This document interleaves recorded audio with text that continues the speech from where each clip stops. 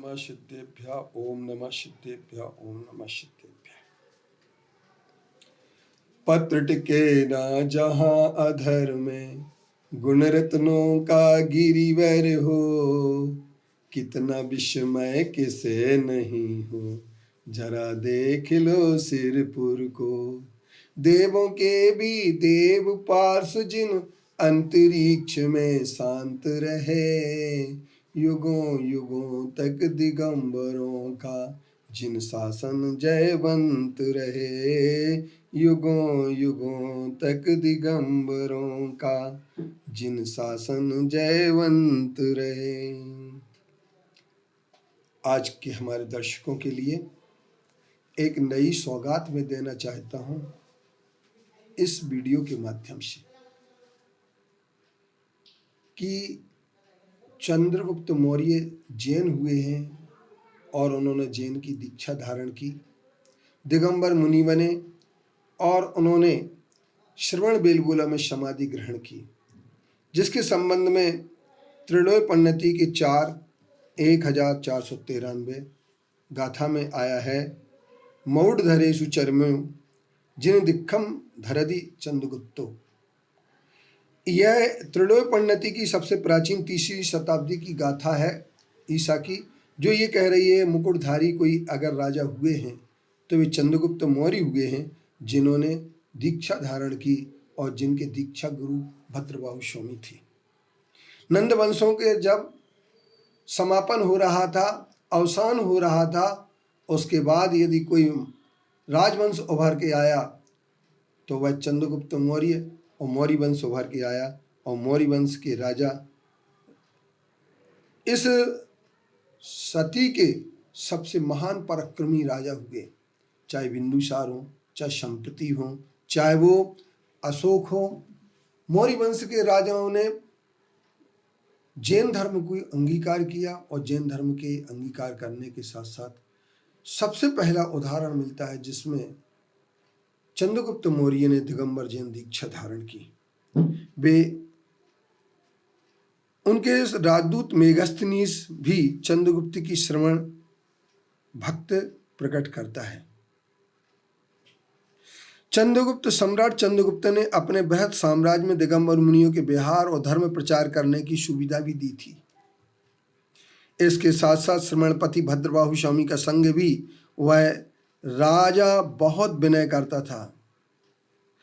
उस संघ की विनय करने के साथ साथ सम्राट चंद्रगुप्त मौर्य के बांग्लादेश में कोटिकपुर नामक नगर में के निवासी थे भद्रबाहु स्वामी। और भद्रबाहु स्वामी एक बार श्रुत केवली गोवर्धन स्वामी व अन्य दिगंबर मुनियों के साथ निकले थे। भद्रबाहु उन्हीं के निकट के दीक्षित होकर दिगंबर मुनि बन गए थे। गोवर्धन स्वामी ने संग सहित गिरनार जी की यात्रा का उद्योग किया। यह उल्लेख स्पष्ट तौर पर दिगंबर मुनियों को विहार करने की सुविधा का मिलता है। भद्रबाहु संघ के देश देशांतर विहार किया उन्होंने। उज्जैनी नगरी पहुँचे थे, तभी वहाँ पर 12 वर्ष का अकाल का सामना भी होने के कारण से भद्रबाहु स्वामी दक्षिण भारत चले गए। और दक्षिण भारत चले जाने के बाद चंद्रगुप्त मौर्य ने अपने पुत्र को राज देकर भद्रबाहु स्वामी से दीक्षा धारण कर ली थी और अन्य दिगंबर मुनियों के साथ वे भी दक्षिण भारत चले गए थे। इन सब का उल्लेख हमें अनेक ग्रंथों में मिलता है। तमाल पत्रवत्तस्य देशभूतो पौंडवर्धनम तत्र कोटमपुरम रम्यम द्योत्ते नाक खंडवत भद्रबाहुरीति ख्याति प्राप्त वच बंधुवर्गतः। ऐसे हमारे लिए उल्लेख जैन हितैषी के भाग 14-13 पृष्ठ 217 531 में हमें प्राप्त होता है। इसके साथ साथ हमारे लिए जैन इतिहास के भागों में भी यह हमें प्राप्त होता है और हमें अनेक प्रकार के त्रिलोय पन्नति के ग्रंथ में भी प्राप्त होता है। पाटलिपुत्र कल्प ग्रंथ में भी इस प्रकार की कुणाल आदि की हमें स्थिति प्राप्त होती है। और यह तय बात है कि श्रवण बेलगोला के चंद्रगिरी गुफा में चंद्रगुप्त मौर्य की समाधि हुई थी और उनके संप्रति राजा पूर्ण रूपेण जैन धर्म के अनुयायी थे। बिंदुसार ने जैनियों के लिए क्या किया यह ज्ञात नहीं है, किंतु जब उसके पिता जैन थे तो उस पर जैन का प्रभाव पड़ना अवश्य था। इसी तरीके से बिंदुसार, संप्रति और इसके साथ साथ विशाख, प्रोस्टल आदि अनेक राजा जो हुए हैं वह सब मौर्य काल में हुए हैं और ये जैन धर्म के अनुयायी थे।